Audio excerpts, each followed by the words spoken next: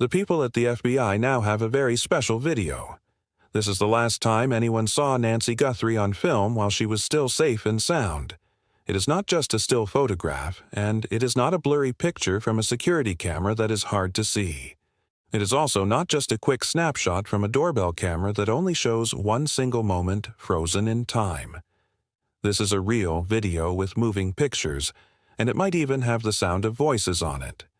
This video came from inside the car that Nancy took on the evening of January 31st.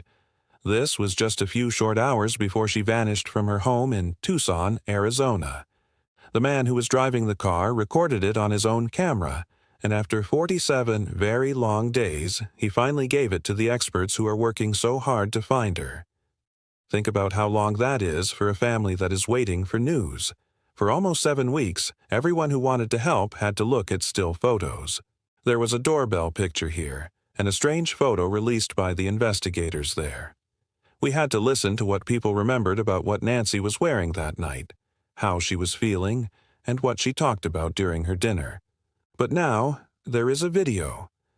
This is the last time we can see this sweet 84-year-old woman going about her normal Saturday evening plans. It was a routine that she followed carefully, but it was also a routine that someone else might have been watching very closely. This is what the car video shows us, and this is why it changes everything for the search. Here are the facts that we know for sure. On the evening of January 31st, at about 5:32 in the afternoon, Nancy Guthrie asked for a car to pick her up from her home in Tucson. The ride took her to the house of her daughter, Annie, for their usual Saturday night dinner.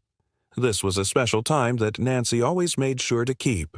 She arrived safely, and she had a nice dinner with her family. After they were done eating, her son-in-law, Tommaso, drove her back to her own house. At about 9:50 at night, Tommaso closed Nancy's garage door from the outside. He made sure she was safe inside before he left. After that moment, nobody saw Nancy Guthrie again. The investigators talked to the car driver during the first week they were looking for her. This was reported by people from a national news show and a large newspaper. But the video from the camera in that car was not given to the experts until 47 days had passed. On March 19th, many news groups confirmed that the video is now being looked at by the FBI. This makes us all wonder why it took 47 days for this video to get to the people who are searching for Nancy. Was there a legal rule they had to follow? Was the driver worried about something? Did it just take a long time to realize what was on the video? We do not know the answer to that yet because nobody has explained it to the public. Most people who drive cars for these ride-sharing companies in big cities use cameras on their dashboards. Some of these cameras only look at the road in front of them, but many of them also record what is happening inside the car at the same time. What the experts at the FBI likely have now is a view from one or both of these angles. The ride lasted for several minutes as they drove through the streets of Tucson on that January evening. Think about all the things that might be in that video. It shows Nancy Guthrie getting into the car. We can see how she was acting and the look on her face. We can see if she seemed happy and relaxed or if she looked worried. We can see if she talked to the driver, and if she did, we can hear what she said. We can also see the path the car took from her house to Annie's house. It shows every street, every turn, and every corner. And out of the windows, we can see every car that was parked along the way. We can see every car that drove past them and every person who was walking on the sidewalks or standing in their driveways at 5:32 that afternoon. This is not just a video for the family to keep. This is a very important tool for the experts. Every single part of the video has information in it. The experts can take those pictures, make them clearer, and compare them to everything else they have learned about that day. In a search where there is no clear place where a crime happened and no sign of Nancy, a clue like this is very important. For 47 days, the people searching have had to use pictures that stay still. They had doorbell camera photos that only show one tiny moment. They had pictures from the FBI that looked a bit strange to some people. They had stories from witnesses that might be affected by how they were feeling or what they remembered. All of that is helpful, but none of it moves. A video that moves is a completely different kind of clue. This new video gives the experts the exact time something happened, and it matches perfectly with where the car was on a map. It shows the exact way Nancy traveled that evening. This means the investigators can find every single car that was on those same streets at the same time. If someone was following the car, even from far away, the camera might have seen it. If someone was parked on the street watching Nancy leave her home, the camera might have caught a picture of the car, the numbers on the license plate, or the shape of someone sitting behind the steering wheel. If the person they are looking for was already waiting in Nancy's neighborhood that afternoon, and there is new information that says this might be true, then this car video might have caught them in real time. It might have seen them hours before anything happened, on the very same streets where Nancy was traveling. The still photos told the experts where Nancy was, but this video might tell them who else was there with her. Now, there is a detail that changes how we look at the whole story. On March 19th, a family magazine and a famous internet news site confirmed that the experts are looking into a suspicious car. This car was seen in Nancy Guthrie's neighborhood on the morning of January 31st. This was not in the evening. It was in the morning. This was hours before Nancy called for her ride, hours before she had dinner at Annie's house, and hours before everything else followed. Think about what this means for the timeline. The experts already knew that a person who didn't seem to belong was seen near Nancy's house on January 11th. A neighbor named Aldine Meister saw a stranger who looked out of place just walking down the street.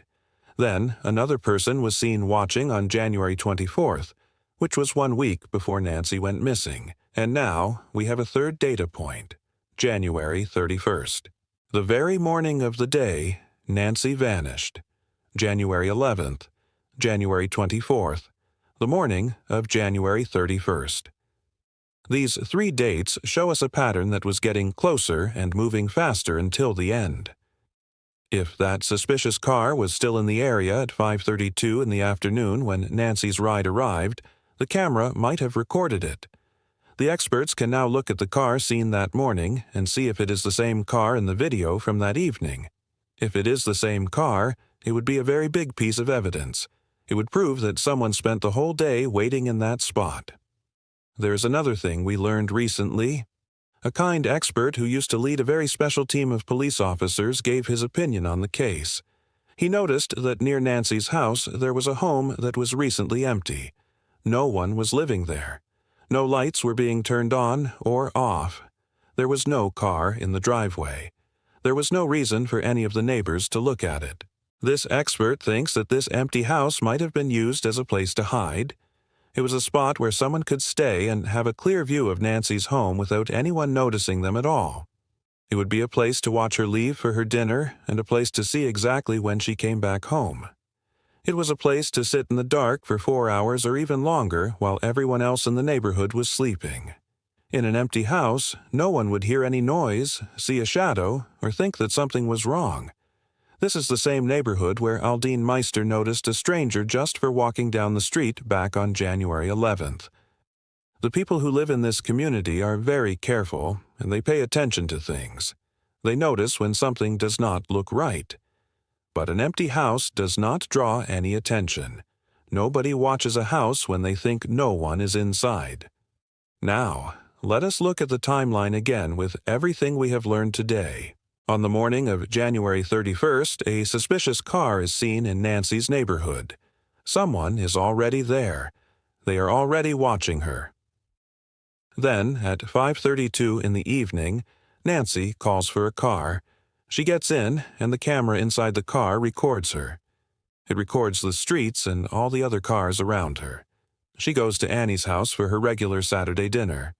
If that suspicious car is still nearby, the camera might see it. During the evening, Nancy has dinner with her daughter's family. They have a normal talk and a normal Saturday together. At about 9:50 at night, Tommaso drives Nancy back home. He closes the garage door, and she is safe inside. He leaves, and she is all alone. The hours start to pass by. At 1:47 in the morning, Nancy's security camera is turned off. At 2:12 in the morning, There is evidence that someone was at her door.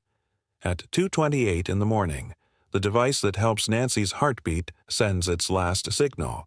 At 2:36 in the morning, a doorbell camera about 2.5 miles away from Nancy's house catches a picture that the experts are very interested in.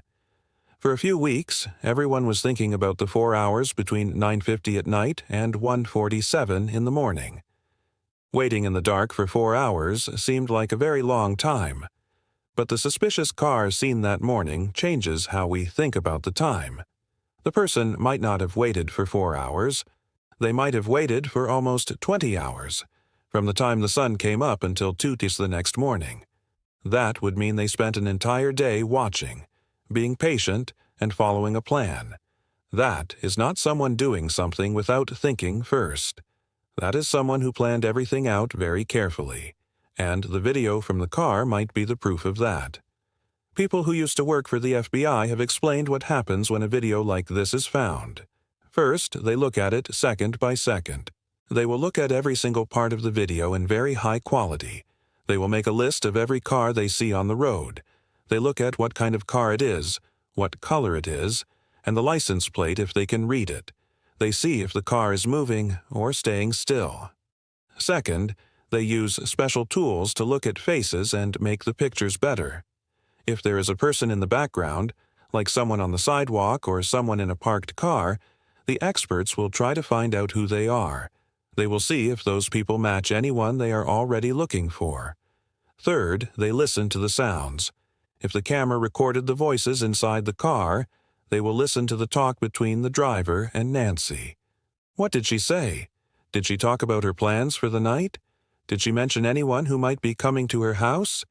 Did she seem like she was worried about anything at all?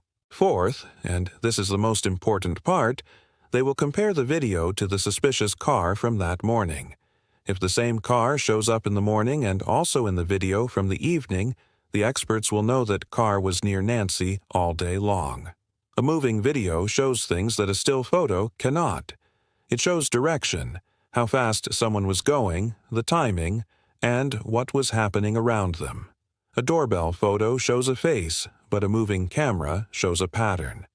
Nancy Guthrie is 84 years old. She needs medicine every day. It has been 48 days since anyone has seen her. This video might be the last time she was ever recorded living her life. She was just going to dinner with her family. She did not know what was coming. She rode through the streets of her neighborhood, past houses where her neighbors lived. She was coming home. She was going to take her medicine and sleep in her own bed. 48 days, no medicine, no sighting, no word. That video is the last record of Nancy living her life. Her family knows that tonight. The FBI has the video, the report, the vacant house, and DNA. They have 48 days of tips and analysis. Things are finally coming together. If you have any information, call the FBI at 1-800-CALL-FBI. You can call the sheriff at 520-351-4900. The reward is now $1.2 million. Tomorrow night, we talk about the hours of 9:50 to 1:47. What happened inside and outside? What does the empty house change? Make sure to stay updated and listen. This case is moving fast. The next 48 hours could be more important than the last 48 days. We are not stopping. The FBI is not stopping. The video is in their hands. What it reveals will change everything.